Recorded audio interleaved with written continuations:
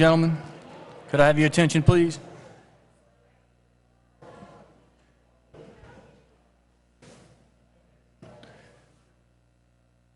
Good evening. I'd like to call the meeting to order. It's Wednesday, August 19th, 2015.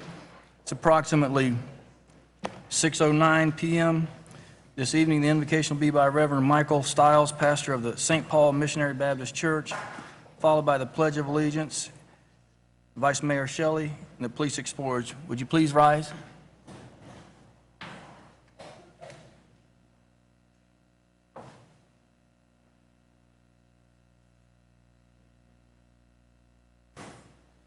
Let us bow our heads.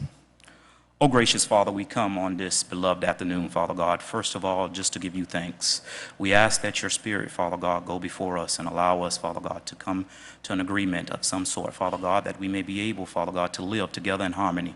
We ask, Father God, as we come together, Father God, to handle your business of your great city here, that you continue to show your love as you continue to pour out your mercy and grace here in Homestead, Father. We give you glory, we give you honor. Bless our leaders so that they may be able to lead us in the right direction. In Jesus' mighty name we pray. Amen. Amen.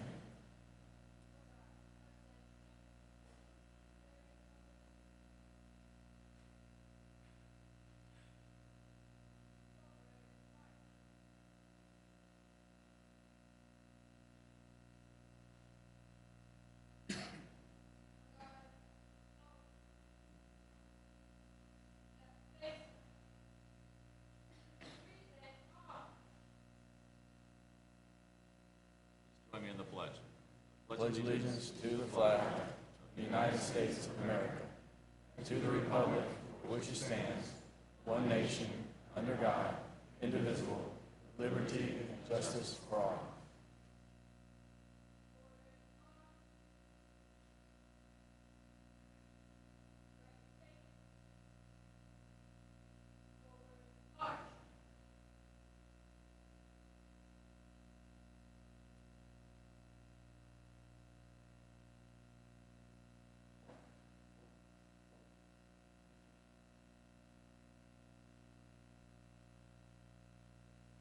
Thank you. You may be seated. Thank you, Reverend. Thank you, Vice Mayor. A roll call, Madam Clerk. Councilman Burgess? Here. Councilman Maldonado? Here.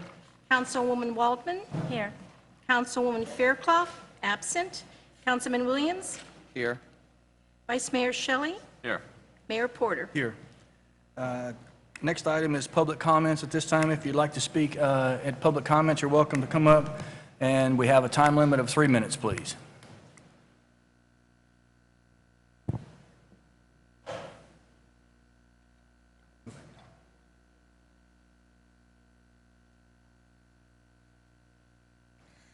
Good evening, everyone. I'm Steve DeGrave, 28 South Chrome, representing the Homestead Merchants Association, which is the merchants of Homestead, especially, and concentrated on downtown. Now that the police station's moved out, and there's 5 empty parking lots where they used to be, they're not being used. I know you're going to build a parking garage eventually. We don't know when that's going to be. What I'm asking here is that you would consider opening up those lots, or some of those lots at least, so that the downtown people can park all the customers that we try to get. And I know it's going to be temporary. I have a friend of mine who will make up signs saying temporary city parking this way. Basically, all we need is your blessing to do it. I mean, I look back there every night and I see all these cars crowded in one little tiny area sitting on top of each other behind my place. And I see 5 huge parking lots out there totally empty and lit up. So, I'm just asking if you just give us a blessing. I'll take care of the signage. It'll put whatever you want in it, like temporary city parking this direction with arrows or whatever. And it's just a very simple, logical request. I know 100% that the only objection would be that, well, what happens when we take it away to build the parking garage? You know what? We know that's going to happen. We're aware of it. So that's all. Simple as that. And I hope you let me know. Will do. Thanks. Will do. Thank you. Thank you, Mr. DeGrave. Yes, ma'am. Mayor Reporter, Yes, sir. can I do a follow-up? One second, ma'am, 1 second. Thank you. Mr. Burgess? Got to hit my button. What is the possibility of that, Mr. Manager, and what legality are those parking lots up to code and things that would needed to be so that the city wouldn't be? Right now, we have staff doing an analysis. What we know is that we want to have the Seminole Theater open by the end of October. We're going to need to be able to have a solid parking plan for you. We think we have a concept that will involve some of that property, but we want to make sure that the property that's there, we can make this thing work. And so I'm hoping to have something for you in the next few weeks. So we should be able to, some sort of answer in the next couple of weeks? Right, because the likelihood is that we may need a little bit of work to retrofit some of the back so that we can have a seamless transition when the Seminole Theater opens. Okay, thank you. Thank you, sir. Thank you, Mayor. Yes, ma'am. Good evening, everyone. My name is Ann Quinones, and I reside at 25300 Southwest 144 Avenue. I'm here tonight proudly representing the local Homestead Toastmasters Club. I've been a member of Toastmasters since 2003, and I helped charter the Homestead Club here in 2008. Toastmasters is a nonprofit educational organization which helps its members improve their communication skills, public speaking, and leadership skills. Toastmasters International just celebrated their 90th anniversary and has over 300,000 members in over 126 countries. Our club meets every Tuesday morning from 7:30 to 8:30 sharp. We start on time and we end on time. We meet at the Community Bank at 288th and 157th. You are all welcome to attend a meeting at any time. I see a few of our members are in the audience that are here tonight. Ed and Clara Powell are very active in our club. Laura is also here, Laura Larrabee. Our past area governor is here tonight as well. Mike Williams will be introducing one of our club members to you. Please help me welcome Mike Williams.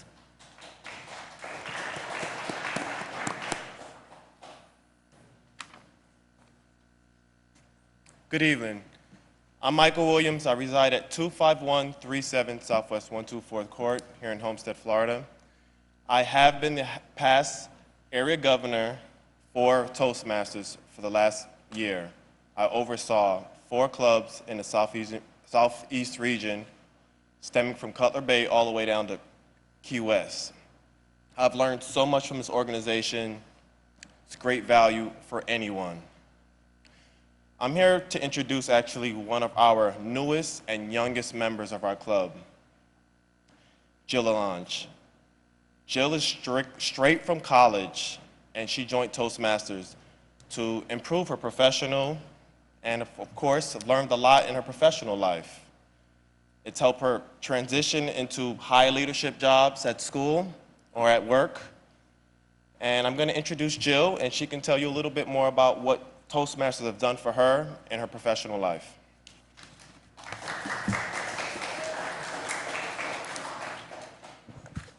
Thank you, Mike. As Mike said, my name is Jill Allange. I reside at 28100 Southwest 157th Avenue, and I'm thrilled to be here tonight to share my Toastmasters experience with all of you. I joined Toastmasters a little over a year ago. I could talk to a stranger on the street, but the thought of speaking in public was very intimidating. I remember giving a speech in college, and I was so nervous, the paper just shook in my hands until it finally fell to the floor. I remember attending my first Toastmasters meeting, and I was so nervous walking up to the podium. You're asked to speak for 1 to 2 minutes on any given topic. Now, to be fair, I was asked to answer a question about my most memorable experience from 1974. Now, I wasn't born in 1974, I wasn't alive, so then I was asked to answer my most memorable experience from 1994. And I got up to the podium, and I was so nervous, I hung on for dear life, and I drew a blank. There were no words. I just stood there. Toastmasters has changed my life. It's given me the confidence that I need. A year ago, I wouldn't have been able to stand here in front of all of you and share my Toastmasters experience with you. But you have to start somewhere. Zig Ziglar said, you don't have to start to be great. but you have to be great. Or you don't have to be great to start, but you have to start to be great. I encourage all of you to come this Tuesday morning to our Toastmasters meeting. Like Ann said, we meet every Tuesday at the Community Bank of Homestead at 7:30 sharp. I hope to see some of you there. Thank you.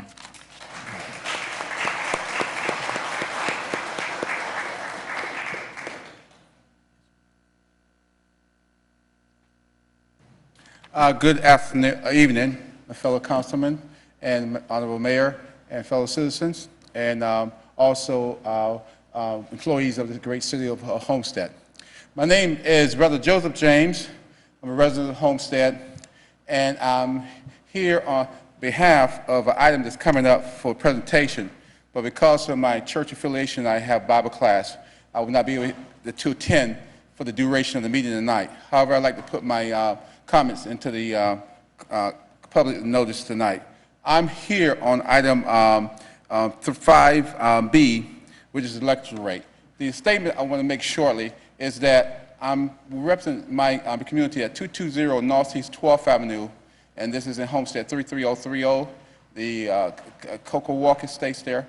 And the reason I'm here is on behalf of some concerns of my fellow neighbors and myself. And the reason is because of the infrequency of the tabulation or the mailing of the electric billing that is being done in our community, and I have to say for Homestead. And I'm going to have to put on record also that I'm a realtor. And what comment I've received over the years, of 30 years of being in real estate, is that quite a few citizens, they ask not to be shown property in Homestead because of the Homestead utility rating system, which combine the trash, the garbage, and utility in one bill. And the reason why they ask not to be shown property is that they do not want to be under that type of billing system. So I would like to ask you, fellow mayor and council women and the men, that you can look at the situation dealing with our utility billing structure and try to make it more palatable to the citizen. Not to mention that they prefer unincorporated day billing system where the water and sewer is not connected with the electricity billing rates.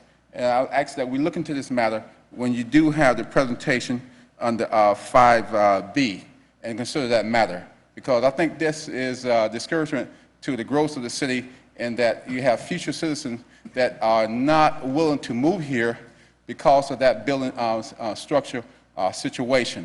So I would appreciate that. Thank you very much. Yes, sir. Thank you.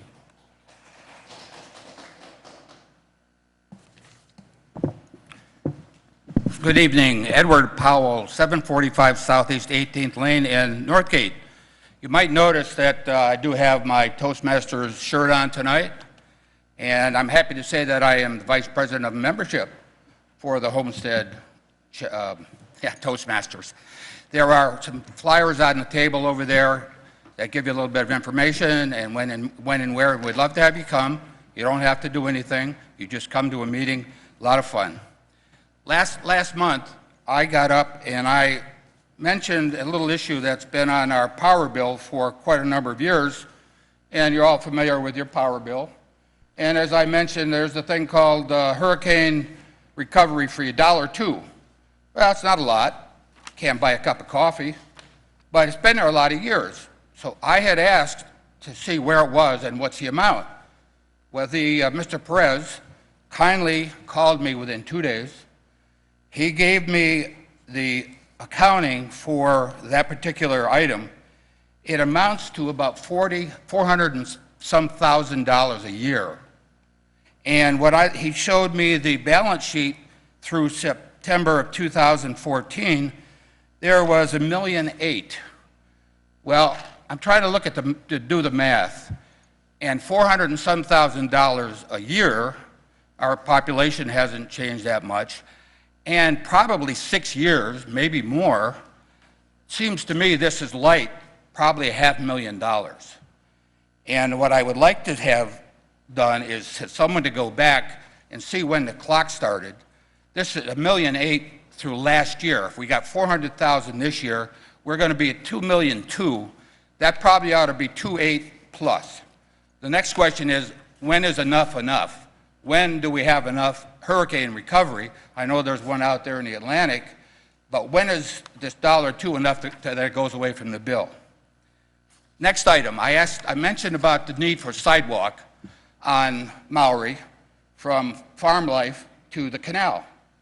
Mr. Brea got on the phone the next day, invited me into the office, sat down and said, Ed, that's a great idea. He said, I'm going out for bids. He said, the kids need that sidewalk. They walk between the guardrail and the road when they come home from school. So there's going to be a sidewalk. And another benefit of that is what Judy Walton has been trying to do forever is the bike path. That's another piece of the bike path when he gets that done. Another item we discussed was the moratorium on building on the west side. They are ready to go with the pumping station. All the permits are done, Durham, you name it. He said they are ready to go. That's great news for the west side. The other issue, we talked about water consumption. I'm a water nut, and he thought my idea of making people water conscious was a good idea. What I think we need to do is have little flyers that say water-wise with an owl and have little tips about saving water. Check your toilets, check your leaking faucets. Be water conscious. The water that's running down the drain while you're heating up for your shower, it gets processed and it's good water. Collect it in a bucket and go water your flowers or wash your car. Let's be water wise, and let's hope that the city will start getting that message out to our people. Thank you very much. Thank you, Mr. Powell.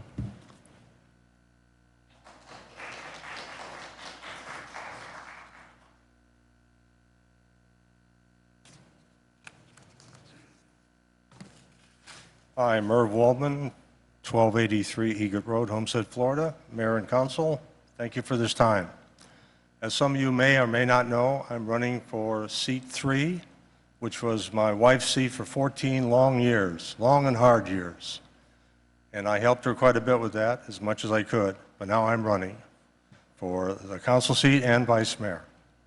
I hope to get all the support I can from everybody. If you have any questions, you can call me. I have brochures here available with numbers. And I'd like to tell you a little about myself. I'm an Ohio State graduate. Don't hold that against me. I have a degree in veterinary medicine. I practiced at the racetrack for 30 years. I had small animal clinics. I retired after Andrew. You remember that little thing? It retired me, like many other people. Anyway, now I'm running for office. And I hope I can continue the progress that we've so well and so greatly had for the last few years. And if I have any questions, I'll be happy to answer them. If I can't, I'll find you an answer. I know how to get the answers. I've got friends on the council. Anyway, thank you for your time. Thank you, sir.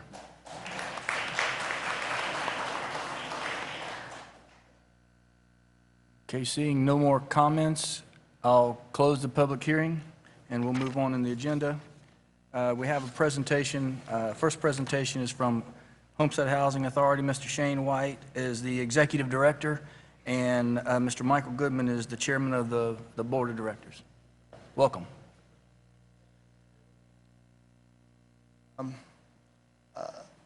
Thank you for that introduction, and thank you for the time.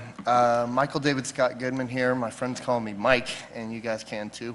I am here as your chairman of the Housing Authority, and I'm here with our new executive director, Shane White, who we're very, very pleased with. Since we had a major executive leadership change last year, we wanted to come and introduce ourselves, share our hearts and our direction, and let you know where that's coming from and where we plan on taking the Housing Authority. Before I get into that, though, I wanted to share with you guys a Bible verse that has become really important to me in my life. A long time ago, having a morning devotion, I was reading in Galatians. And it got kind of boring. It was, of all things, a discussion about circumcision. And at the end of the discussion, the Apostle Paul he sums it up with this. He says, circumcision or uncircumcision, basically, who cares? And then he said, the most amazing thing that I've ever heard come out of humanity.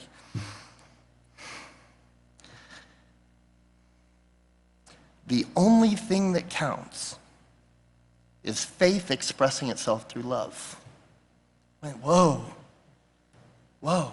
It's the only place where the Bible gives an ultimatum like that, where it says the only thing that matters is faith expressing itself through love. And it just links so well with the one scripture in the Bible that defines the nature and fabric of God himself. God is love. And then the sum of all the law and all the prophets being loving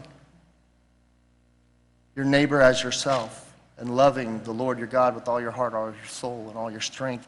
And it just popped with me that in my life I need to let all of my actions be defined by my faith expressing itself through love.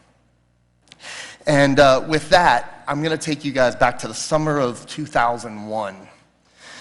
I found myself in a what the heck am I doing moment. And if you know me very well, you know I bump into these moments from time to time.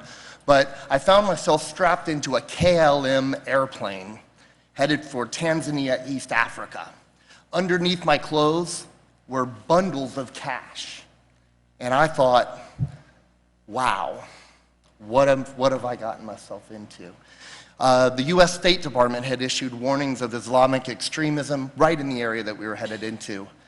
And I was being led by, with a team of folks, by a local farmer, Dale Williams, longtime potato farmers in this area. Dale and I and the team went into Arusha, the capital of Tanzania, and we bought a tractor and a whole bunch of farm implements with the cash that we had worn into the country. And then we took those out to Mount Meru, some of the poorest people in the world. They had very, very fertile soil, and the backdrop to their poverty was Mount Kilimanjaro, one of the most beautiful sights I'd ever seen. They just had a difficult time sustaining themselves. And Dale Williams' philosophy was that if we send them food, which we could have done, we would have fed them for a day. But if we teach them to farm, they're going to be able to not just feed themselves, but create a revenue stream that's going to allow them to build and grow. This does relate to the Housing Authority, by the way. So we race off from the Meru after spending a week or so with them, and we head out to the Chaga people, the Chaga tribe over by the Ngorongoro crater. Another amazing backdrop full of a full spectrum of African life, elephants and hyena and zebras and the full spectrum of life. At any rate, we talked sustainable farming with the Chaga people and had an amazing time with them. Then we blitzed across the Serengeti, out to the Arusha National Forest, saying hi to baboons as we went by, and then we traveled 5 hours out into the desert, out near Lake Tanganyika. And we met with Maasai warriors.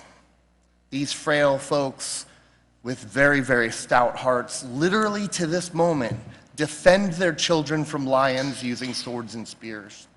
We sat in their bomas, and we traded in a currency of songs. We spoke with eyes and smiles and hugs, and even though they spoke their own tribal dialect, they understood me perfectly through my broken Swahili when I said, "Nashukuru kukufahamu tenu." It is so very good to see you. And that evening, as I leaned back in the sand of the desert and I looked up at the sky, and with zero light pollution, I could see the Milky Way, reddened Horsehead Nebulae out in the distance.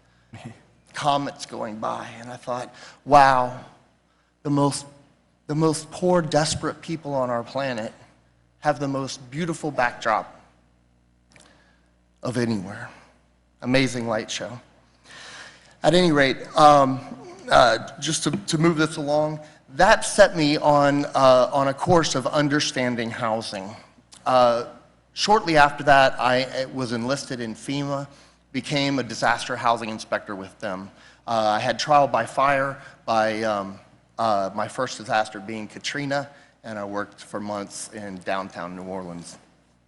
Over the next 9 years, I would be deployed on 12 more national disasters, from wildfires in California to flash flooding in Rhode Island, and hurricanes all up and down the eastern seaboard and the Gulf Coast. Unfortunately, also being deployed for Wilma here in my home state. I went back to Africa a second time just a couple years ago in 2013 to work on an orphanage there. I had found that there they had found the answer to ending poverty, ending it. Missionaries had built a complex, a dormitory, and rounded up 2,000 fatherless and motherless children. And then they built a farm, bought a tractor, and taught them how to grow their own food. And then they built a medical university right there. And they built a job skills training center where they could learn to build their own dwellings. Mr. Goodman, Mr. Yes, sir. Goodman, I apologize. We've got a lot of business to do. I know we really want to hear about the authority and the positive impact that you guys have made locally here, and I apologize for interrupting, but all right, please. I'll zip on down. It was coming back from that sort of mission project that I ran into George Gretzis. We were working on the municipal ID card, which I won't get into right now, but we are still keeping an eye on that industry. But we came into I came into the Housing Authority in kind of stormy weather. When I got there, I realized that we had a big problem. We had a conflicting relationship with our funders. HUD and USDA were not very happy with our administration. And I went to executive leadership over and over and over again saying, let's fix this, let's have an amicable relationship. And leadership did not listen to me time and time again. So I asked for a change I asked for a termination of that executive leader, and the board agreed with me 4-2. That was difficult. I responded by saying, hey guys, don't worry, I'm scouring Washington to find you guys the very best HUD guy I can get. And they said, no! And I said, okay, I'm listening. And I'm glad I did, because what both the staff and the residents wanted was us to promote somebody from within. And very fortunately for us, we had somebody with an amazing track record with HUD. A man who served in Grenada as a gunnery sergeant in our Army. I'm sorry, oh my goodness, as a Marine, sorry. But began his 23-year career with HUD at Miami Housing Authority, and then Fort Lauderdale Housing Authority, and now Homestead Housing Authority. Already the executive director of our HUD Section 8 program. Shane was more than qualified, and he was unanimously voted to be the replacement of previous staff, to accolades and applause from both staff and the renters. So Shane and I are really excited about the projects that we've got going. We're using tax credits and project-based incentives to build housing that we desperately need here in Homestead. We have proven this with already saving $3 million of languishing funds to break ground, which we already did. We've broken ground on 30 new farm worker housing units. We are almost completed with a brand new mail center that's handicapped accessible, lighted, and covered. And September 1st, we begin milling, paving, and installing D-curbs throughout our residence center, giving our farm workers the dignity and respect that they deserve. We're looking at innovative ways to bring our housing authority into the 21st century, and we're not overlooking anything, including green energy platforms as a way to save our renters money and create real economic vitality right here in Homestead. 2 programs I'm going to very briefly tell you about, and then I'm going to let Shane share. And sorry for being long-winded, but VASH it's a congressionally allocated program called Veterans Affairs Supportive Housing. And that is $64 million that Congress already allocated to the VA that the VA didn't know what to do with because they don't know how to run a voucher program. They're a hospital.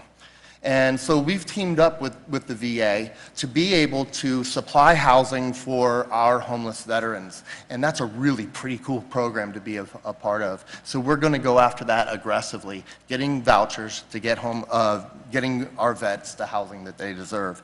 The other program is FSS, that's Family Self-Sufficiency. And this is a program that blows me away because like the work that we're doing in Africa, so many people from Homestead, this is the kind of program that works to obliterate poverty right here in our midst. Family self-sufficiency bundles faith-based organizations, community activist organizations, government entities, and the financial services industry to get credit counseling, to get matched fund savings programs that allow us to take our renters and turn them into homeowners, ending perpetual cycles of rent that go from generation to generation to generation. Now that's a program that I can really believe in.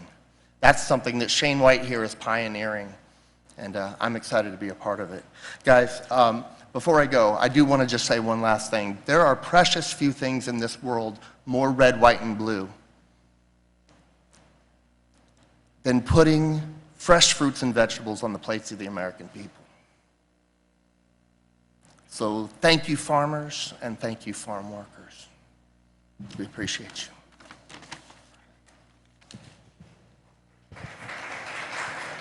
All right, Mr. White, your time is quick, okay? Mine will be short. Thank you. Good afternoon, everyone.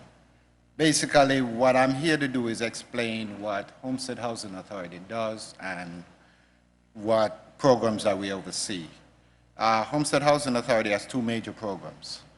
We administer the United States Housing and Urban Development Housing Choice Voucher Program, which is known as the Section 8 program, and the Department of Agriculture Rural for the farm workers.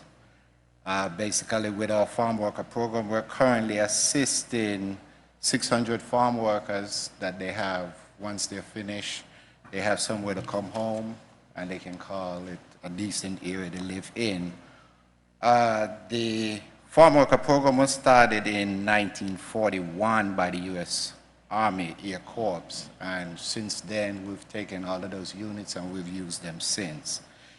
The Housing Authority was formed in 1950 as a quasi-government entity, and we've been assisting 1,618 families.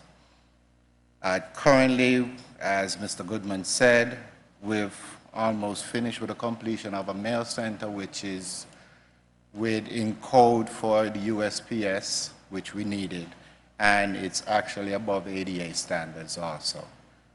We're also we have 98% of our South-Dade camp that is on natural gas, and all units have been installed with tankless water heaters and space heaters at no cost to the residents or the Housing Authority. We have on-site 10 service providers, along with the Homestead Police Department, which even assists us on a yearly basis with Christmas presents for all of the families that we serve. And the Miami-Dade Public Schools Title I Migrant Program, in conjunction with Kids for Kids, just provided 600 plus bags and school supplies so that they can start school successfully next week, Monday. The reason why we're actually here is we have 3 plaques that we'd like to offer to the mayor, one to the city manager, and one to the councilmen and women for your support that you've given us in the past year.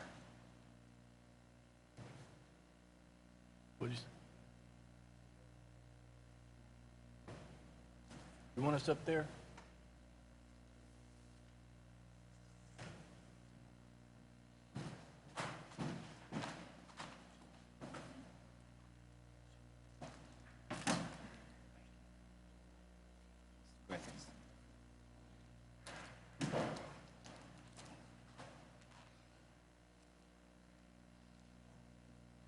And I'll read the last plaque that I'll be issuing. It says, presented to the City of Homestead Council, Vice Mayor Stephen Shelley, Councilman John Burgess, Councilwoman Patricia Fairclough, Councilman Elvis Maldonado, Councilwoman Judy Wallman, Councilman Jimmy L. Williams III, in appreciation of your support and dedication to the Housing Authority, Board of County Commissioners, August 19, 2015.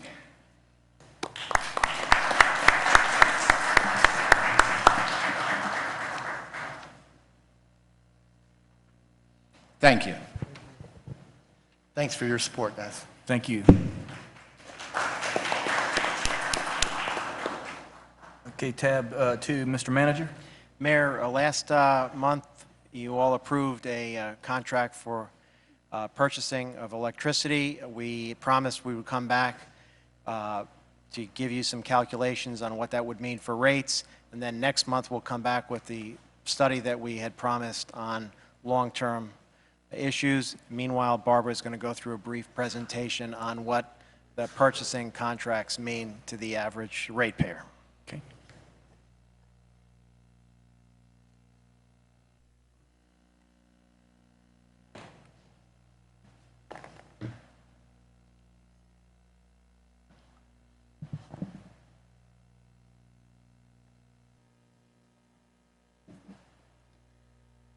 Thank you, Mr. Manager. And good evening, everyone. Mayor, Vice Mayor, members of council, and citizens of Homestead. I'm Barbara Quinones, Director of the Energy Division of Homestead Public Services, and it's an honor to be here tonight to speak with you. I was thinking of sharing my most memorable moment from 1974, but I've decided against that. And we will move right into the electric rates.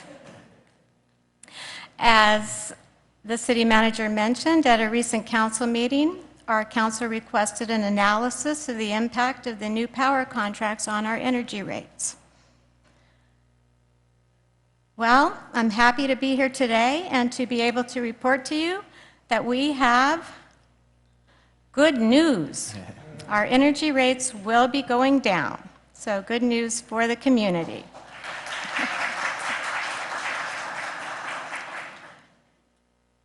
And not only will the rates be dropping soon, but I'd also like to share with you our history of lowering your rates. And in Homestead, the last increase to the electric rates was in 2008. Since that time, the rates have been lowered 3 times.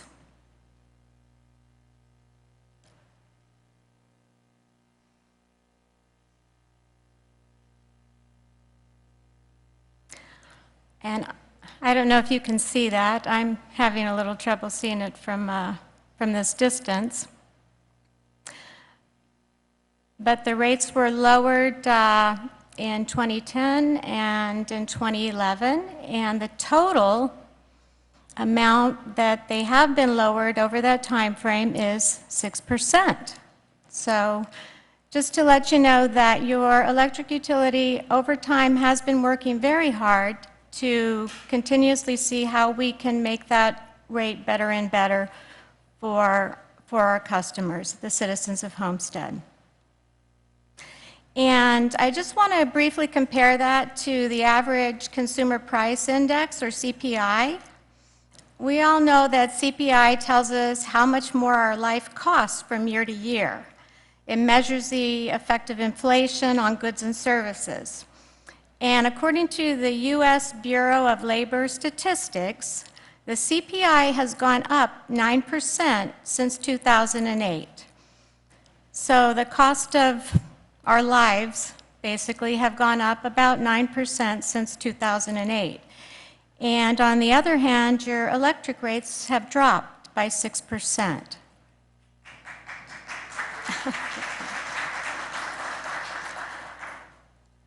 And now with our new power contracts, we will be seeing even more savings. So starting in October 1st, the rate will be changed, and it'll be lowered by another 1.5% for all of our customers. And you think, well, maybe 1.5%, that's not a lot. Maybe you think, oh, it's not that big of a deal. But what other services that you pay for are dropping their prices? Maybe your babysitter. I remember getting 50 cents an hour for babysitting. That might have been my most memorable moment of 1974. I was told prices are now somewhere in the range of like $10 an hour. So, or we look at other services we have. I know mine has not gone down. My internet carrier has not gone down. My cable TV has not gone down. So I think, we have some good news here. It's also good news that the city council meetings will continue to be brought to you free of charge. So no charge for your city council meetings.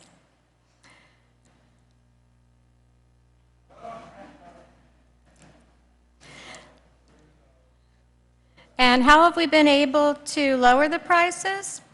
Well, we've seen savings through smart shopping on the open power market. We've had savings through cost cutting by improving processes and implementing new technologies. And again, now we'll be seeing savings through better pricing with our power contracts. How are we able to achieve the 6% savings that we've seen thus far since 2008? One way is to find the best prices. Improvements in this area over the last few years are linked to the expertise of our employees who manage the daily, weekly, and monthly purchases of power on the spot market. And as you will see, if you can see this, this is not a simple task. Another way we've achieved cost savings is through improving processes. In the last 7 years, the number of employees in the energy division has been reduced by 10%.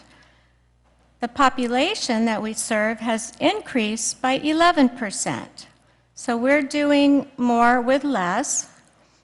And this type of improvement is only possible when processes are streamlined and new technologies are implemented that simplify or automate activities that were previously performed manually. There's definitely more work, but we're being smarter about how we do things.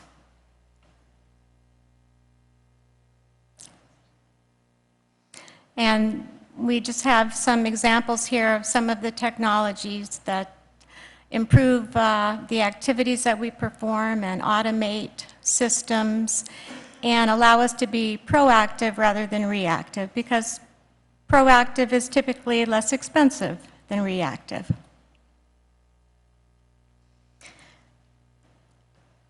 And the upcoming reduction in October comes as a result of actively pursuing the best prices in power contracts that are available on the purchase power market.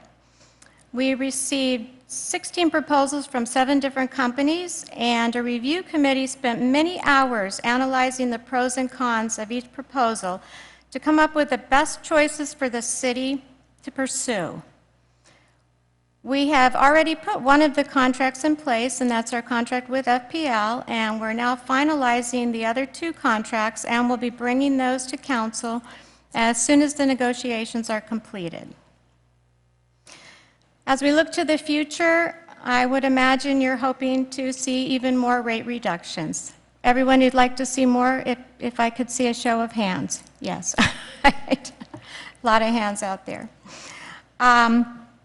We do have some constraints at this point in time. The truth is we have some long-term power contracts that were put into place in the past.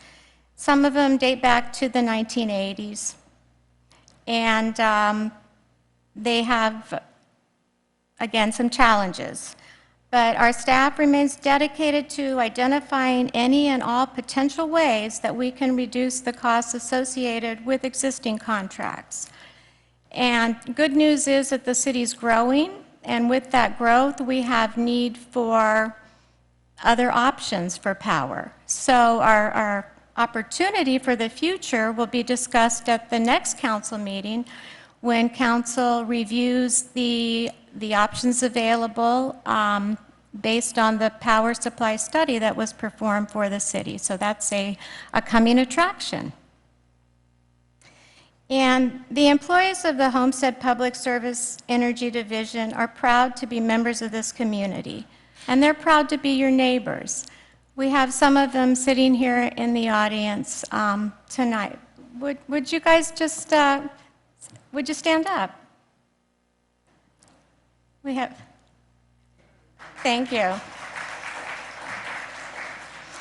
So as I said, they're proud to be members of the community and proud to be your neighbors, and we will continue working hard to keep lowering the energy rates.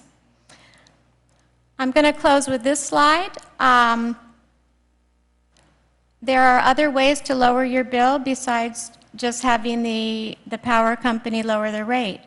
You can also get a free home energy survey where a gentleman will come out to your home and take a look and see if there are any ways you could change certain behaviors and reduce your power consumption.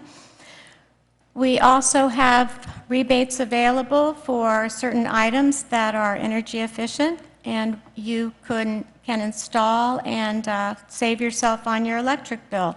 I personally replaced my air conditioner, and I saw my power bill in the summertime drop by 50% because I put in a high-efficiency air conditioner. So putting the right types of smart, efficient appliances also really helps. And the rebates are available through the city. The energy surveys are available through the city.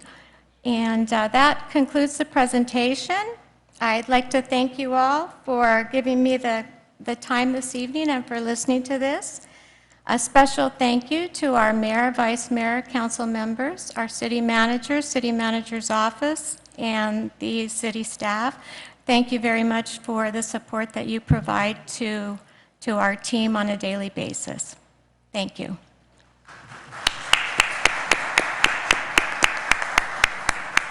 Mayor, they're going to be notifying their customers too, trying to encourage this energy audit. So we'd love to have more people sign up for it, and we'll send out as many as we can to help people find a way to save even more. So you're going to do an update to the community about the rate structure change And also the opportunities. with the website and the telephone number so they can call and sign up for the energy audit. Okay. Very good. Very good news. Thank you very much.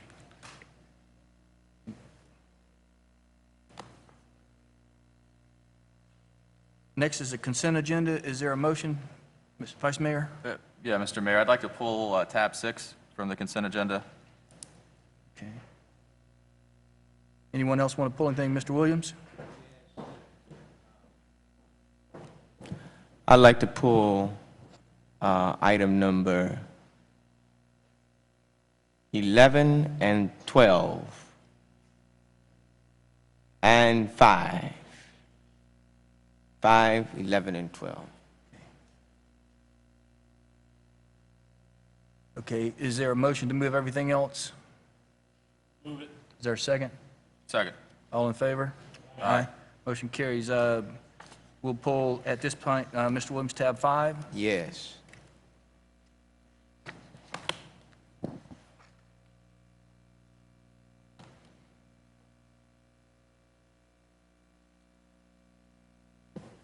You want to Waiting pull- on staff. Staff? Staff recommends the mayor and council authorize the city manager to renew the contract with Markham LLP Accountants and Advisors for auditing services for an additional 1 year and the total amount of $127,500.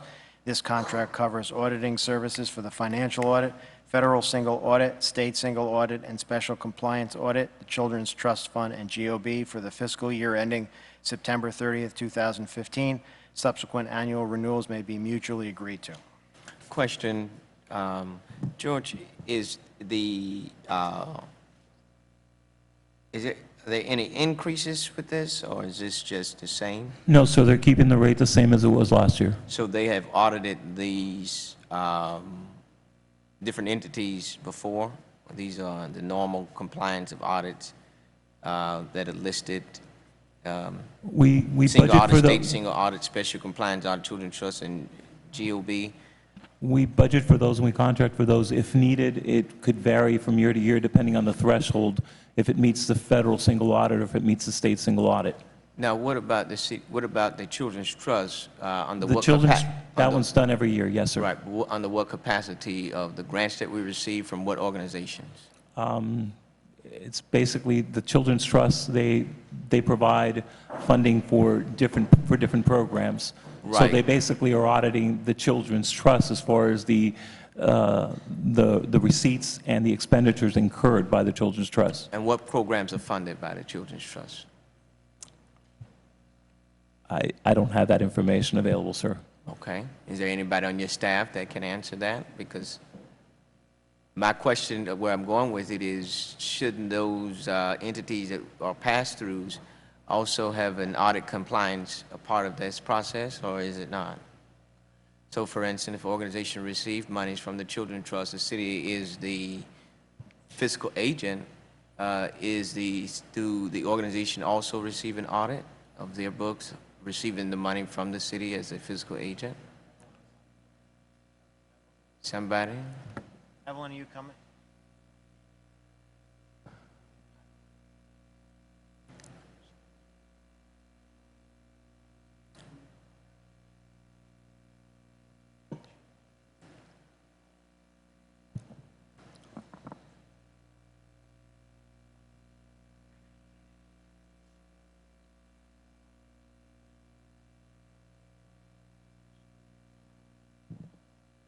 Good evening. My name is Evelyn Simpson in the Finance Department. The services provided are just services to other agencies. Can you hear me? No. No. The grant is for services that SOS provides. Services such as, Right, what my question was, I know you probably didn't hear my question, but let me just reiterate it. My question was, the audit that is performed by one of the items of the Children's Trust, that the city acts as its fiscal agent, is that not right? Or no? correct. Right. So the monies that are passed through are on reimbursable items. They submit the receipts. And so does the organization that you all are the fiscal agent of, do they also have to comply with this audit? Yes, they do. So this firm audits their books as well? They do. They actually go to SOS and they go through their reimbursements. And in conjunction with our information that we have in our accounting system, we compare and make sure that all the reimbursements have been accounted for. Okay. Thank you so very much. You're welcome. Thank you, Mayor. I move the item. Is there a second item? Second. All in favor? Aye. Tab 6, Mr. Manager. Mayor, staff recommends the council authorize an increase to the $15,000 Community Development Block Grant Housing Rehabilitation Fund limit for 4 single-family homes that have been awarded CDBG rehab grants. They're listed here, but Carlos, if you want to just add a little bit of narrative to that, please. Yes, when we go out to do inspections for requests for housing rehabs, once we go in there to do the scope of work, there are other elements, other building systems that we can't just ignore. So if we see something deficient in those, like plumbing or electrical or something, we really can't just ignore them, following some of the guidelines for the federal regulations. So therefore, we have to consider those as well. Our concern is that if we walk away from those and we do get monitored by HUD, that they would walk in and basically find that we would be deficient if we just ignored those.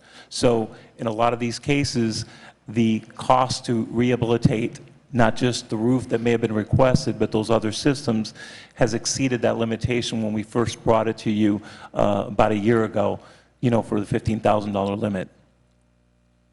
Vice Mayor. Thank you, Mayor. Yeah, the reason I wanted to pull this, because I don't disagree necessarily with what we're voting on. I think that, this is the purpose of this program, is to help some of these homes be rehabilitated, especially emergency circumstances where the residents can't afford it. And the idea of creating this program was to allow those that lived outside the current CRA block to also be able to take advantage of some sort of emergency aid to make sure that their standard of living was good, which includes the Northwest, includes some of the old areas in the villages, and as well as the Southwest, in addition to the CR monies that are already there. So my concern is that, you know, what it points out to me is that if they go in to fix a roof, from what I understand, it requires them to inspect the entire premises. So they may find then that the plumbing is not up to code, or it's not even a code, it's a federal standard. And that's one of the things that I didn't quite understand, is that it's a fuzzy math as far as what those federal standards actually are. And so you go in there to fix the roof, and the next thing you know, you find that the plumbing's bad, you find that some of these other issues are bad, and now instead of being a $15,000 fix, it's a $50,000 fix. And so now the monies, instead of being spread out amongst a bunch of families and a bunch of homeowners, could be eaten up, you know, in under 1 or 2 or 3 or so houses. So that's the concern that I have with the programming. And so what I wanted to do by pulling this is just more or less point that out to some of my colleagues, is also figure out, is there a way in which we can maybe modify this program to be a little bit more efficient, as far as, you know, is the way that we're administering it the best way to administer? Can we accomplish the same goal through other mechanisms, to make sure that, again, we can spend as much money on as many different houses or rehabilitation programs as we can, versus having the monies be eaten up by only a select few because of unforeseen problems that are occurring in each of these houses. Because you don't know what the house is going to be when you walk in. And so then you walk in and you say, well, I can't fix the roof because we found there's a whole lot more problems. And that also seems unfair to me as well. So I support what you're proposing, but I would like further analysis and discussion on this item to see, can we make this more efficient, maybe through a completely different form of funding mechanisms, or also to get some more clarity on what these federal housing standards are. And Vice Mayor, one of the specific regulation is the Code of Federal Register, and it's Title 24, and that's the one that's kind of used as a guideline. But just for clarity, when we go in there to do the scope of work, it's not that we're physically inspecting those other ones, is if something's obvious, like there may be faulty wiring that you could see, something that catches the eye. So we're not going in there and physically inspecting all those other systems, but it would be something that you couldn't ignore if you walked in there and saw it, and it has to be addressed. Okay, and then, because when I first, I think, had the conversation, what my understanding was that you guys were required, I think it was Mr. Knowles or so, who we had spoken to, Calvin, who had indicated that they actually, I thought he said that they did actually have to then inspect the major systems of the house to confirm that they were all up to code or up to whatever the federal standards were. But now you're saying that it's really more of a physical, it's just a visual. If they walk in, they can't ignore it. And then he also kind of indicated that it's fuzzy and that it's at the discretion of the person who's kind of doing the analysis. Again, it's my understanding they're not doing a physical inspection, but if they see something that's faulty, they would basically, you couldn't ignore it. And again, the regulations that we're following, it's called decent housing, and it does specifically talk about these building systems, you know, whether it's water and sewer system, the electrical, the AC, you know, and those are things that when you're going in there, even to do a roofing inspection or a scope of work, you can clearly see whether the AC is so deficient that you couldn't just ignore it, that would be considered something that out of decent housing, following these regulations, which a lot of communities are the ones that follow this as a guideline. Under that, we feel that this is the prudent thing to do. Right. Yeah, and like I said, the idea is to put these people in a good housing conditions. It's just, I don't want to see us use up all the monies on a select 2 or 3 homes versus trying to help as many people as we can. And then as another thing as well, is I think that we need to better advertise these programs, because I don't think anyone knows that this exists. So I think that I'd like to see the city do a better job of getting the word out that these monies are available for these types of repairs and these types of additions to the home. And we do it at least once a year, and we actually had 2 workshops, and we had several people attend, and we try to get the word out to them. We even tell them to inform their friends. But we do advertise that these workshops occur, and we held, I believe, 2 workshops in the month of April specifically to address this. Okay, so I think that's one of the things. And I think the other reason, just real quick, is the concern was this also includes shutters, and that was one of I think where I went with this originally is that they call up for shutters on their windows, and next thing you know, we're putting on the new roof, we're putting in the new AC, we're doing a new plumbing system instead of just being able to do shutters from. So I just like you guys to look at it and see, is there a better way to do this, to administer this program, but to accomplish the same goal and to benefit as many homes as we can throughout the city? Certainly. Thank you. Mr. Williams. Okay. Thank you so much. Let me ask a question.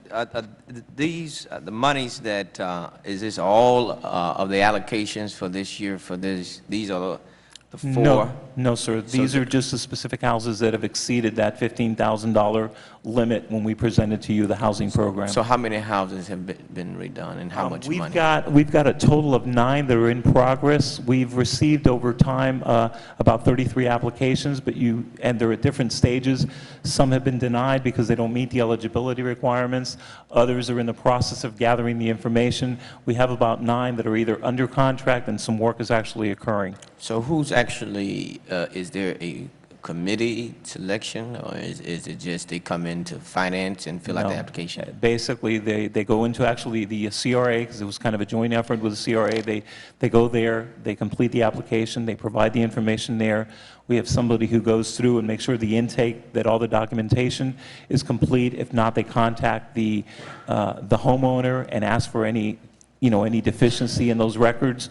Again, we make a determination as to whether they're income eligible, and then we basically work to try to do the scope of work, enter into an agreement with them, and eventually the work gets done. So it's a lengthy process. So there's no committee or no approval process other than your office? It's just if they meet the income eligibility and if their project is an acceptable project under CDBG guidelines. And how old are these houses? Sir, I don't have that information. I can provide it to you. What is the total programmatic amount for this allocation? Currently, from the CDBG standpoint, there were some funding also from CRA, but in 2014, we allocated $150,000. In 2015, we allocated $182,000. And in your upcoming 2016, I believe it was about another $72,000 or $75,000. Right. So how do you, in other words, get the, I guess what my concern is that some of this is, I would have never known that program was doing much or anything, because there's no report that I get to say that these are the houses that we're working on. These are the addresses. This is how much it's been approved for. Now, you come and say that these are the amounts that were over the per house limit. And so is there any type of execution that you can provide follow-up so that when 33 applications, because if my colleague is saying that to do a better job about getting information out, to residents that this program exists all over the city, what's your objective in that? How do we do that? You say you have one time a year, twice a year, and you had community meetings. So where do those take place? Believe one of them was at, I don't know if both were, but one of them I know was at FICO Williams. I don't know if the other one was at the Homestead Community Center. Hold on. Both of them were at the FICO Williams Center. Both of them were after hours. Oh, and we also advertise in the utility bills. Okay. All right. Thank you. I think that's, I guess, the outline for the guideline is different than, because it's federal dollars, the guidelines are totally separate than what we can do in-house, right? We have to go by those. So I'm trying to see how can we make a process a little bit more easier for persons to be able to qualify. But I don't think we're able to do that because of the dollars that has been allocated since it's federal funds. Yeah, the income eligibility is the main thing. But as Vice Mayor Shelley mentioned, is once we go into do the scope of work, you just can't ignore other deficiencies that are there. Because it's federal monies, you have to address those. All right, thank you. Thank you, Mayor. Anyone else on tab 6? Any other questions? Is there a motion? Move it. Is there a second? All in favor? Aye. Motion carries. Tab 11. Mayor, staff recommends mayor and council approve the attached resolution and FCADV grant contract by authorizing the city manager to enter into the contract for the provision of support services to victims of domestic violence while conducting the investigation and arrest of the perpetrator. Mr. Williams? Yes. Thank you so much. I received a SOS report back in December 9th. This is indicated. And in the report, that I read, I'd like to just ask a few questions since this is part of this renewal per se, or is this a different funding from a different agency altogether? Is my question.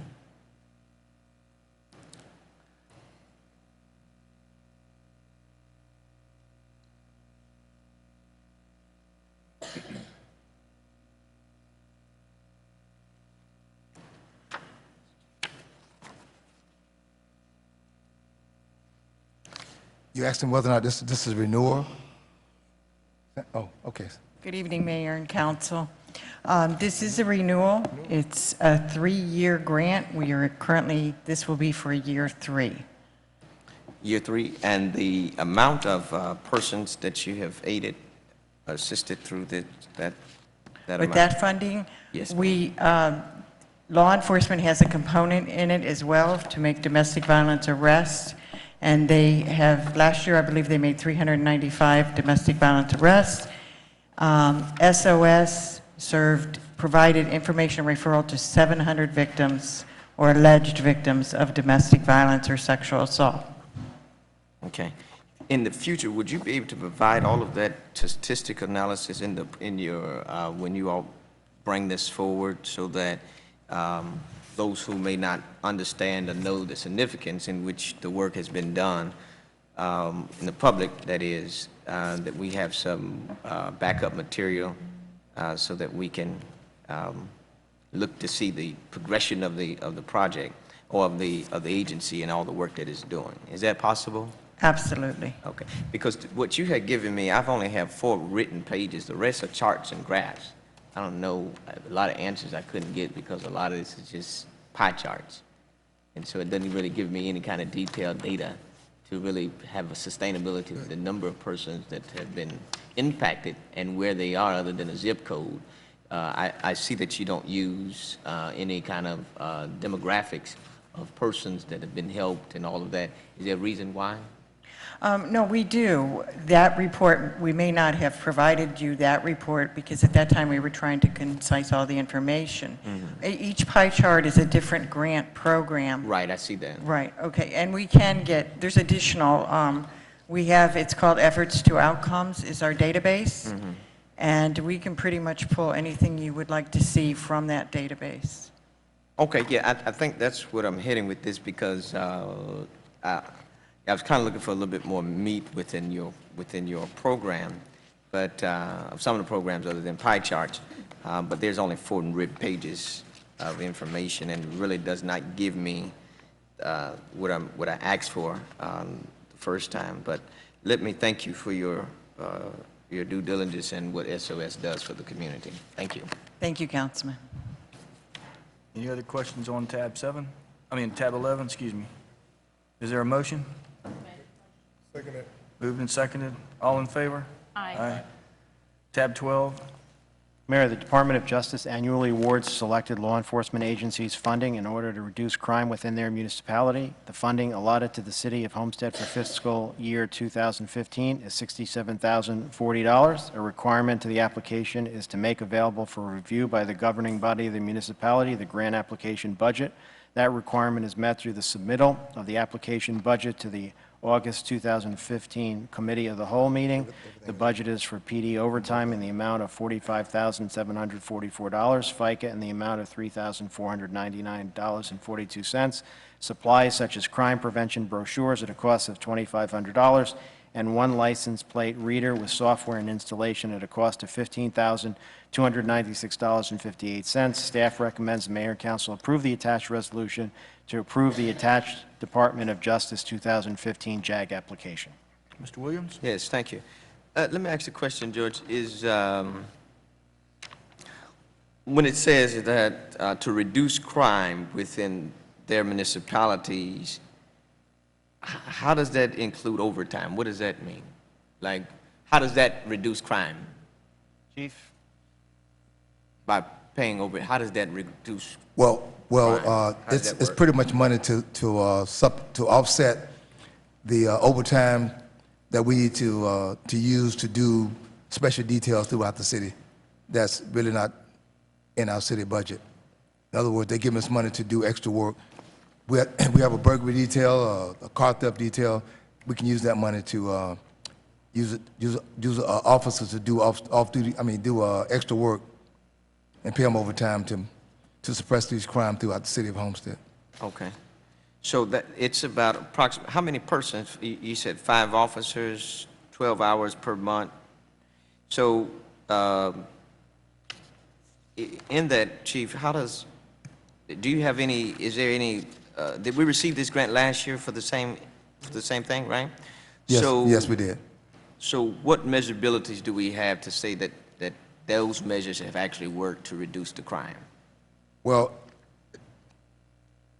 it may not be inside the report at this time, but what we usually do, we usually base that on the amount of arrests, and we look at the crime rate, see whether or not we suppress any of that crime in that area.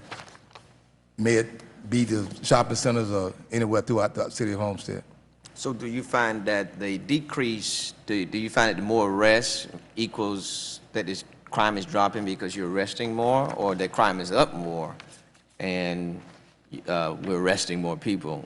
Does that mean that it's dropping because you do more arrests, or does that mean that you're arresting less? And how do you measure, I guess what I'm saying, and I guess it's not on you, Chief, but it's just on the grant when we say to help agency funding to reduce crime within their municipality. So what I'm saying is, what areas are targeted, if such, that we can say, because of these dollars, this has been an impact to reduce that crime? Well, they don't give us a certain area to work within the city. Okay. We pick that based on the amount of crime that we see within a certain section of the city of Homestead. All right. And we measure that by, sometimes it's not by arrest. Okay. It could be just deterrent. Okay. So we have different ways to look at it and find out whether or not, the crime has left that area, go somewhere else, or the crime just left the area completely and left the city of Homestead. But that's how we use our measuring tool. It's not all about arrest. Okay. All right. Thank you, Chief. You're welcome. Thank you, Mayor. Any other questions? Is there a motion? Is there a second? All in favor? Public hearings, Mr. Attorney?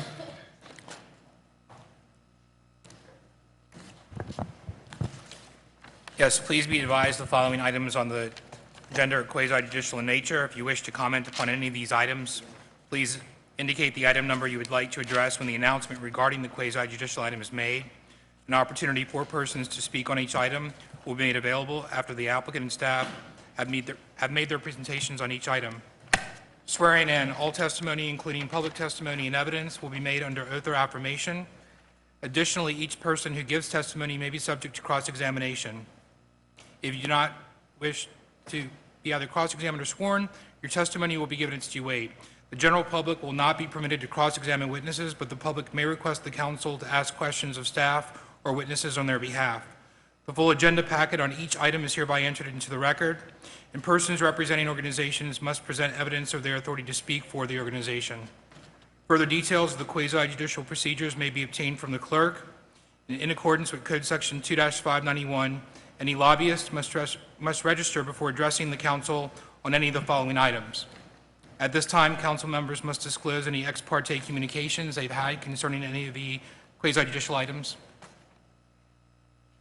Hearing none at this time, the clerk will swear in any persons who wish to change. Tab 14 for myself.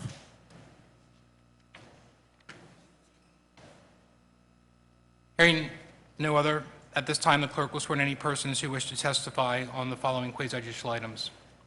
Please stand and raise your right hand and repeat after me. I state your name. Hereby swear or affirm that the information I present shall be the truth and nothing but the truth, so help me God. Thank you. Tab 14. James? Yes, tab 14 is the second reading of an ordinance of the City of Homestead, Florida, approving an amendment to the previously approved Crystal Lakes Plan Unit Development PUD Master Development Plan to permit all retail commercial zoning district B1 permitted uses on an approximately 1.069 acre parcel located within the Crystal Lakes PUD at the intersection of Southwest 312th Street, Campbell Drive, Southwest 147th Avenue, as legally described in Exhibit A and providing for an effective date. This is second and final reading. Anything from staff? Yes, sir, we recommend that you approve this change to the master plan. The essence of this is that we had a PUD master plan. It specified one use, a bank. The applicant wanted to expand that list of uses to the B1 uses.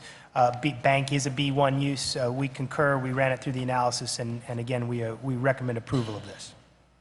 Any questions from council? What did he say? I didn't hear nothing he said. Mr. Williams? He said, what, a bank, what did you say? I said that the applicant, right now in the master plan, the use for the parcel is specified as a bank. Oh, okay.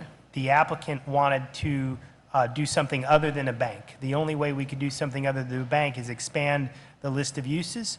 And so the applicant suggested that we pick up all the B1 uses like you would in the regular zoning code. We agree because a bank essentially is a B1 use anyway. So what they want to do is very consistent. We just needed to technically make that change to be specific. And this is just for this area? Just for this parcel. All right. Thank you. You're welcome. Ms. Wallman? Yeah, if it's not going to be a bank, what is it going to be? It will be anything in the B1. I don't think they know yet. They want to. They want the latitude to do what the market will bear within that zoning category. For the record, could you just go over what B1 would allow there?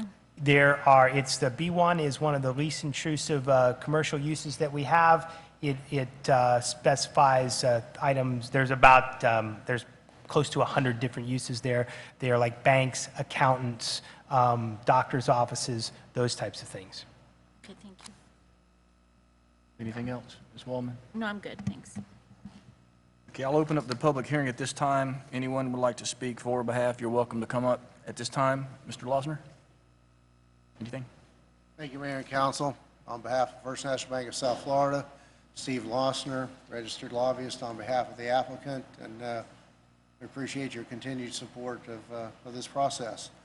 To address the concerns, though, when the ultimate use is determined, this council will have the opportunity to review site plan and fully vet whatever that particular use may be at some point in the future. Okay, anyone else from the public at this time? Close the public hearing. Is there a motion? Is there a second? Mr. Williams, did you? Question just of procedure. When there is a change of usage for commercial, however, site plan and all that is not a requirement. Is that right?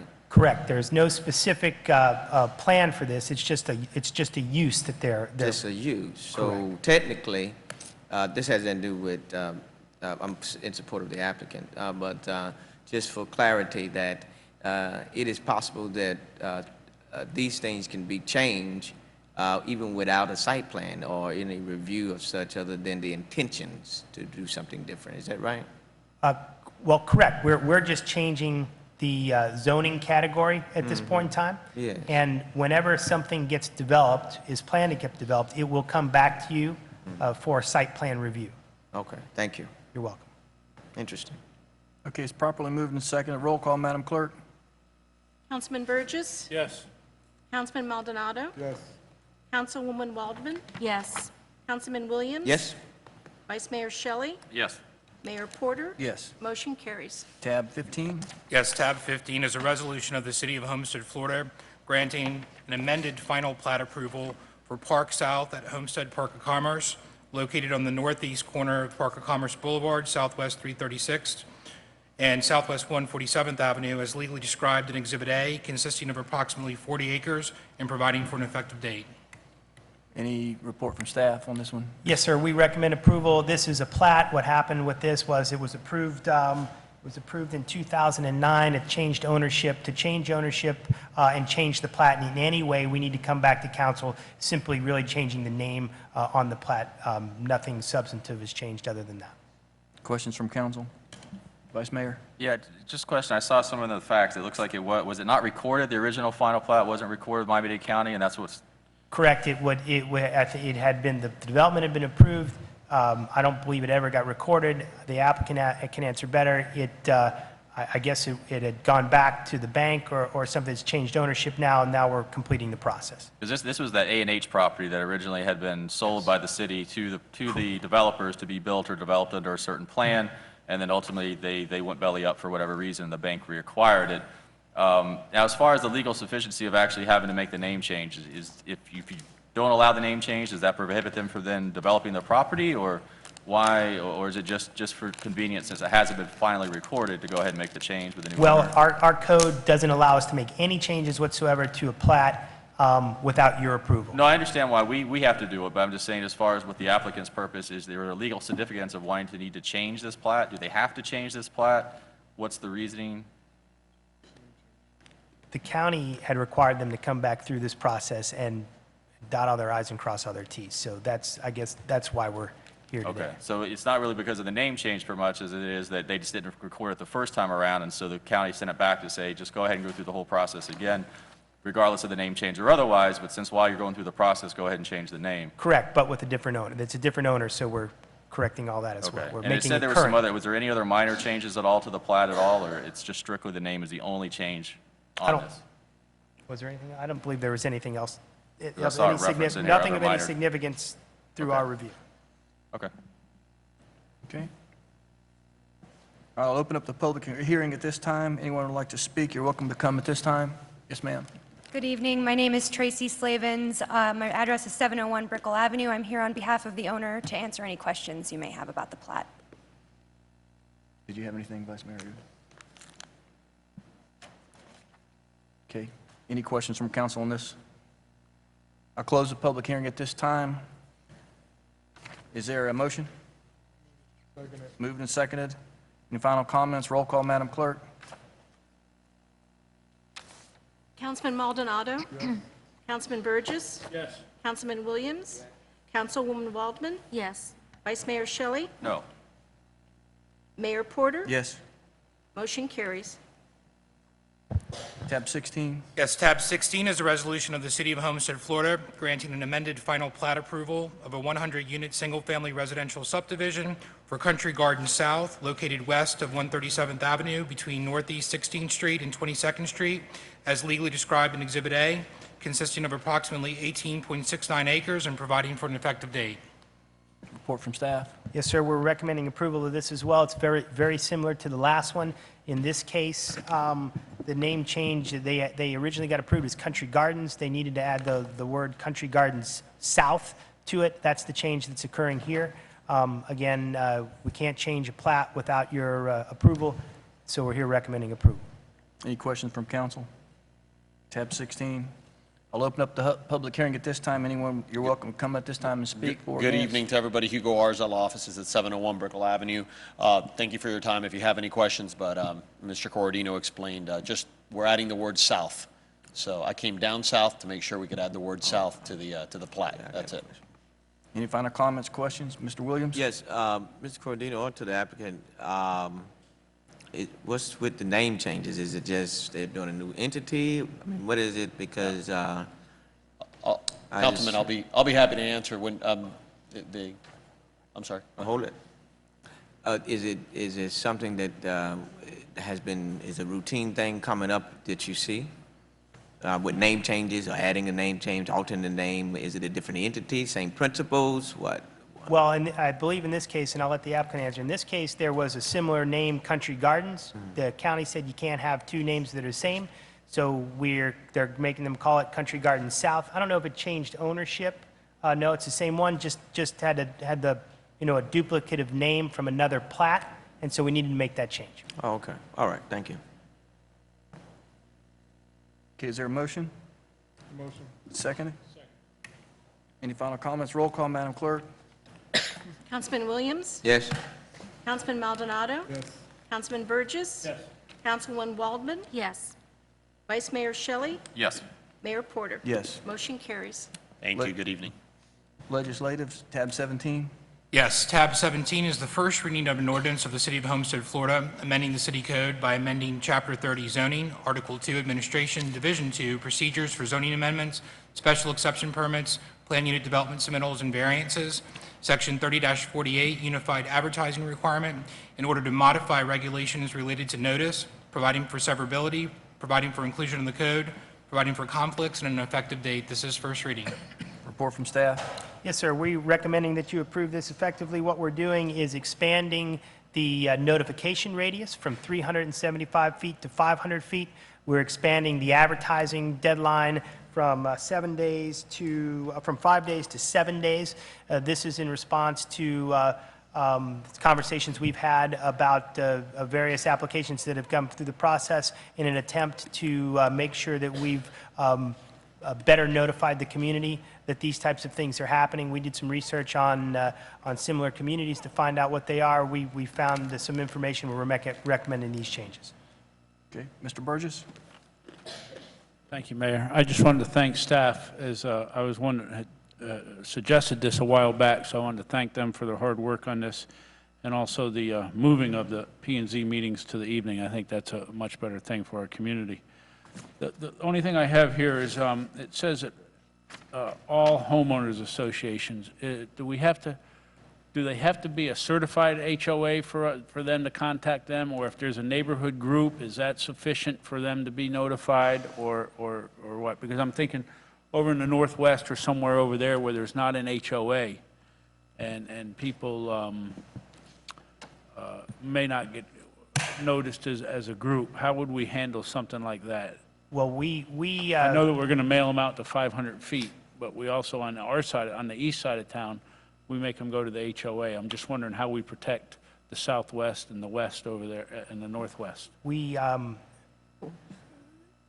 I think what we can do is go back and maybe modify this language, if you'd like, to make sure that they pick up all official homeowner associations, which are registered, but there are some neighborhood groups that may not. We need to know about them. I'm not sure if I would know if they existed or how many of them were there if they hadn't been registered, so I'd have to put some thought to that to make sure. But typically, I think that if you're sending a mailer out 500 feet, you should be able to pick up a great number of people. Yeah, I just want to make sure we don't limit it just to HOAs, you know, that if there's a homeowners group or association over there that's not quote-unquote an official HOA, that they don't get left out, and you know, that we don't make them part of the process too. We can specify that they pick up the neighborhood groups. My concern with that is that how do I know which neighborhood groups Well, hopefully they would exist? come forward, but I want to make sure they're not excluded because of the language either. We're encouraging every applicant to make every effort to communicate with the community. We're really stressing that now as they come through the process. Thank you. Thank you, Mayor. Vice Mayor? The cost for the additional mailings, is that borne by the city or is that borne by the applicant? Applicant.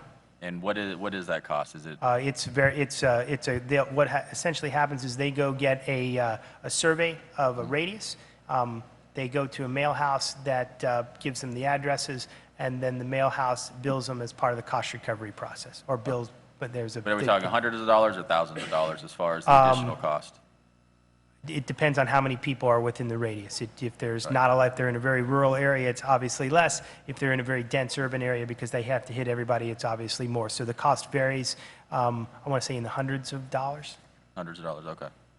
Yeah, that's my only concern. I know we get a lot of complaints it is about the cost of going through the process, and so if we're putting thousands of dollars on top of it, you know, for big developments, it's the cost of doing business, but for, you know, some of the smaller developments that somebody comes in to build one home, and next thing you know, it adds, you know, a couple $1,000s to the bottom line, that can affect the development. So that was my only concern, just a curiosity if we had an idea. I know it's a first reading, so maybe giving me a little bit better estimate before second reading. Okay, we'll check it out. Again, that's a variable cost because you've got to understand the residential density around it. So. Yeah, just give me I don't know, an idea what it is per mailer or per house, or see if you can come up with some numbers. It doesn't have to be very specific, just so I have some frame of reference.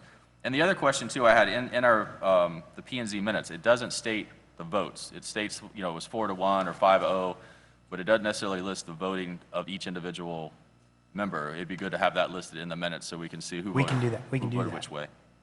That's all. Thank you. Ms. Wallman? No, basically, Vice Mayor and Councilman Burgess asked the questions. I just wanted to make sure that it was 500 feet across the city, and not just with homeowners associations. It will really help, though. I can tell you, this is going to make a huge difference.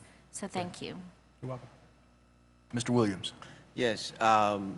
What about those, I have a particular, I think I have one homeowner association that is inactive in my district. Turner Circle, for instance, I mean, they are supposed to have a homeowner association, but it is a non-viable, a non-entity in itself, and they still paying those fees. How does this relate to those inactive homeowner associations? Well, the way I envision this really being implemented is the applicant will go out and make contact with the homeowners association. They should be able to go to a homeowners association board meeting. Right, but what I'm saying, if it's, there is maybe one list, but it's not active, maybe on paper, but it's not active, to let those residents know. Well, what I think we're going to do in cases where homeowners associations may not respond, or, you know, in an effort maybe to delay or something like that, we'll have to make sure that we've proven the applicant proves that they've reached out to homeowners association and there's been no response. In an inactive homeowners association, we'll just have to make the determination that the response was because they were inactive and there's nobody to meet with. And we'll have to then make the administrative determination that they're allowed to proceed because that's the case. Okay, thank you. Okay, this is a public hearing. Anyone like to speak for or against this, you're welcome to come at this time. Seeing none, close the public hearing. Is there a motion? Move it. Is there a second? Second. Roll call, Madam Clerk. Councilman Burgess? Yes. Councilman Williams? Yes. Councilman Maldonado? Yes. Councilwoman Waldman? Yes. Vice Mayor Shelley? Yes. Mayor Porter? Yes. Motion carries. Tab 18. An ordinance of the City of Homestead, Florida, amending the City of Homestead Code by ordinances by amending Division 2 competitive bids of Chapter 2 administration, providing for electronic bidding and providing for amendments to bidding procedures, providing for related conforming and clerical amendments, providing for inclusion in the code, severability, and an effective date. Staff report. Jerry, you want to take this? Through the manager. Vice Mayor, what procurement is looking to do is go to electronic bidding. Currently, right now, when we do a formal solicitation, vendors have to submit their proposals physically. So they have to meet the deadline, which is usually 2 o'clock in the afternoon on a Tuesday. A lot of times, a lot of the vendors don't make the cut. They're literally 2-3 minutes, 1 minute late, and we have to reject the bids. By going to electronic bidding, this allows the vendors to submit their bids electronically. So there's no concern now that they have to drive down to Homestead to deliver their packets. So it streamlines the process, and hopefully we get more vendor participation so we get more competitive bids and save the city more money, and are more business friendly also. Any questions from council? Yes. Councilman Burgess. Thank you, Vice Mayor. Are we following somebody's proven path on this? Is there another municipality that we're kind of following? Councilman Burgess, yes, we've looked at other municipalities that are doing it, and it's been very successful. And this is a part of a two-part process. First part is we need to do the ordinance change, so we need 2 readings. This is the first reading.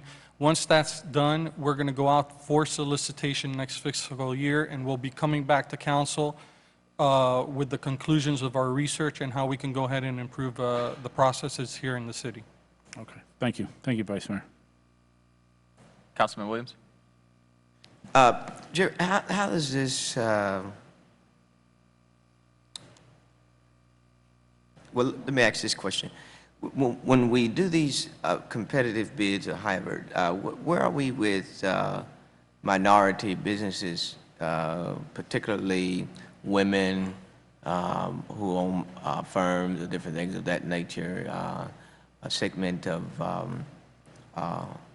minorities that are able to compete? Would this open up that process? To answer your question, Mr. Williams, right now we have a local vendor preference, which is in the 15% range. So if a vendor comes in within 15% of the lowest bid, they get another bite of the apple if they're a local vendor. They have to be within the city limits and been working for the city for over a year. With that being said, we did do a survey of our vendors to indicate, you know, if they're minority-owned, you know, military-owned or handicapped, We did the survey. The response, to say the least, was very dismal. So from that, Well, that's why it's minority, because it's dismal right there. unfortunately, we reached out to over 13,000 vendors, Yeah. and we got maybe 4,000 responses. 4,000 response? Yes, sir. Out of the 13,000? Yes, sir. So we're looking at that to see how we can go ahead and improve it, but we do have procurement workshops a couple of times a year. We have them at FICO Williams, sometimes here at the community center, to go ahead and bring the community in and register new vendors. And we're always looking for local participation. All right, very good. Thank you. You're welcome. I remember we had, I think it was years ago, we had this discussion about minority-owned businesses and looking into developing similar plans or similar programming like we have in the county. Did we go through that process, or is that the process you were just discussing? We look, I'm sorry, I didn't mean to interrupt. No, go ahead. We did look at the county, and they have the small business enterprise program, if I'm saying that correctly. There was minority preferences before, and I believe that there was a state ruling that they really couldn't do it by minority. That's why they started the small business enterprise program.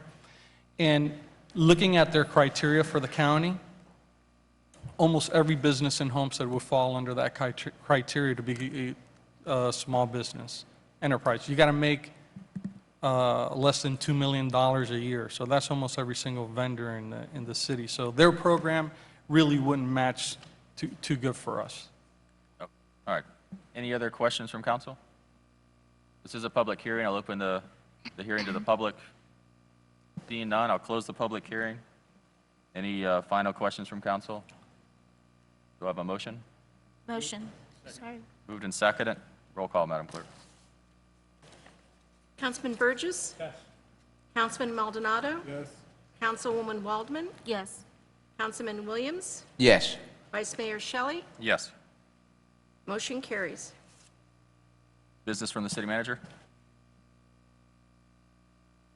None. From the city attorney? No. Councilman Williams? Yes, thank you. Let me just state that I'm going to be doing a series of town hall meetings within the District of the Southwest, meeting at churches, different nonprofit groups, to between September and October, to really see and gauge the community in which area in which really is a concern within Homestead, in the Southwest area especially, of housing and development. And I made my prepared statement. Let me read it. So my words are not mixed up here. Good evening, esteemed colleagues and guests. I want to take a few moments to address a few issues at the last COW meeting. And at the conversation that similar to have maybe shifted its course, I don't know how, on race, but more so about our treatment of our fellow residents. And as elected official by the residents of the city of Homestead, it is my priority to advocate for the well-being of all of our residents. Our beautiful city is made up of diverse people of various race, gender, age, physical and mental capacities, sexual orientation, socio-economic standards. And there were some comments that were made at last week's meeting that I felt were insensitive and borderline disrespectful to some of our residents. We no longer live in a society where our culture contacts are controlled by law. We no longer reside in America where one culture subgroup is more powerful than the next. And I guarantee today that each of us have had some occasion to interact with persons of a culture subgroup that is different from our own. All of us are living, working, and interacting in a desegregated, unisex, and neo-diversity space. So I'd like to make the following proposal to my colleagues on this esteemed dais to encourage the city manager that he and staff would bring appropriately to facilitate a culture-sensitive, diverse training for all employees of Homestead, both council and all, on culture sensitivity, culture diversity, respects for persons of different ethnicities and background, so that as the responsible party of our city are sensitive to the concerns of all of our citizens, no matter what social, culture, subgroup that they may fit in. Our forefathers stated in the Declaration of Independence that every man or woman is created equally and has the right to life, liberty, and the pursuit of happiness. I just want to make sure that as an elected officials are respectful of the right to each other and respect the cultural differences and our diversity. So, Mr. City Manager, with that, hopefully my colleagues would agree that at times that we will ask you to facilitate studies and different things of that nature.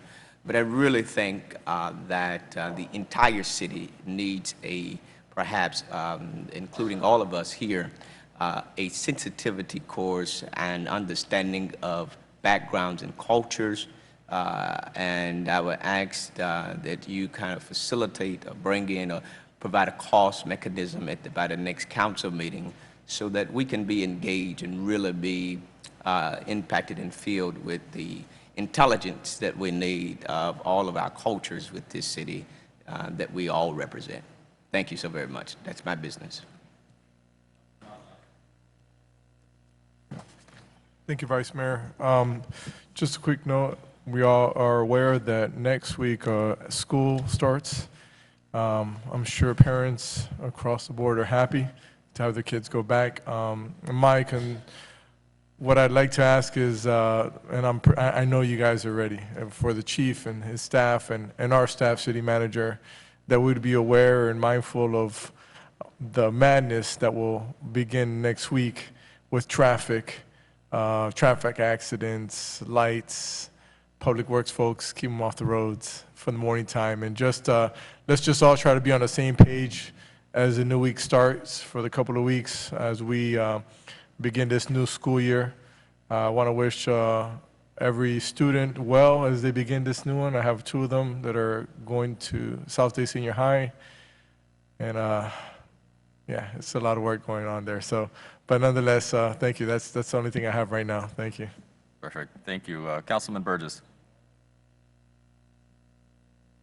Thank you. Thank you, Vice Mayor.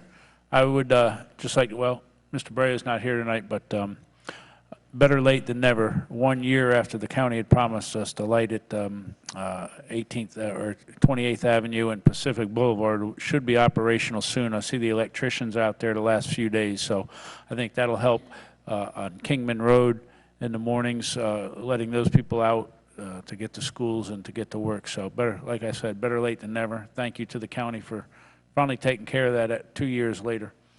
Also, Chief, I know you guys are going to be up against it this week, and my particular road of Kingman is hit extremely hard, and you guys are over there now in the clubhouse as your new building. So I would just make sure you guys are aware that the students are going to, a lot of students walk around there, and be on the lookout for them too as they maybe go to an emergency call, because there'd be nothing worse than to create another emergency as they go to answer one either in the morning or the afternoon. And I noticed the grass has grown back in a lot of spots over there at the corner of Kingman and 344. And hopefully this year we can keep the grass growing there instead of making mud pits with a little more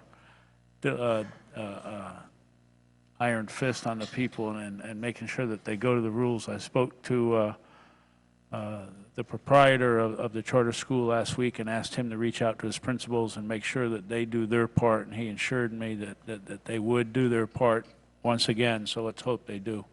But anyway, I know you guys have a tough job next week, and I know you'll keep our students safe along with the mothers that are texting and driving still. So thank you to you guys for all your hard work there. I had a great meeting on Washington Avenue. I think we're headed in the right direction, Mr. Manager. I think that the staff is doing the right things, and I think we'll be there by the time we open up over there. I hope we can get the landowners, which is what I suggested, that they need to buy in more so than the storefront owners at this, or the storefront renters. So hopefully we can get those people engaged, and I think that'll make a big difference. Dennis isn't here, so I'll leave you alone tonight, Pedro. I'll get Dennis tomorrow on the phone or whenever he's back in the office. Thank you. That's it, Mr. Vice Mayor. Thank you. Councilwoman Waldman. Yeah, I guess I should have figured that tonight was going to be all about school traffic, because that's something that I have on my list. I'm already getting phone calls. You know, we had such problems last year on 162nd with Gateway, and I think it's because it's such a short distance between North Canal and South Canal. You know, there's so many stop and goes, that it causes everything to get really backed up. I'm hoping that I get a meeting with the principal. I'm talking right to Chief and Major back there. I'm hoping that I get to meet with the principal, because they do have a stacking system, but they don't use the stacking system very much. So it was a nightmare all last year, not just beginning, you know, it was a nightmare the entire year. So I have good faith that it's going to be different this year, but something tells me it's not. And also, Julio's not here tonight, but I again wanted to question about that turning light on 162nd and North Canal, because there's a turning light going one way but not going the other way. And I mean, I've seen accident after accident. And North Canal Drive, it has become a nightmare with the construction of the road. I just don't know what to do. I don't know what to do, so. But it is a mess, and I know you're doing the best you can, Chief. But I just wanted to put it out there, because people are calling me, and I promised that I would deliver the message. I also wanted to announce that on September 26th, SOS is having their second masquerade ball. It was a blast last year. If you didn't go, you missed something. SOS is such an amazing organization. You know, they exist solely on a few fundraisers and grants, and they take care of so many families, and they assist the families with domestic violence and other family issues. I mean, these ladies go out in the middle of the night. They do whatever they have to do to make sure it happens. So I encourage all of you to attend the Masquerade Ball. It was a lot of fun last year again, and it's September 26th. It's $85 a person, and I hope that if you need tickets, you can contact me at my office, and I'll direct you to the girls over at SOS. And as most of you all know, it's official now. I can't run for office again. I have 2 years left, but I can't run. So I just wanted to say, honey, I was so proud of you tonight. I didn't know what he was going to say. I didn't even know he was going to get up there. I kind of knew something was different when I put a suit on. But congratulations, and I'm a big supporter, so thank you so much. Thank you, Councilwoman. I don't have anything tonight, so do I have a motion to adjourn? Second. All in favor, say aye. Aye. Meeting adjourned.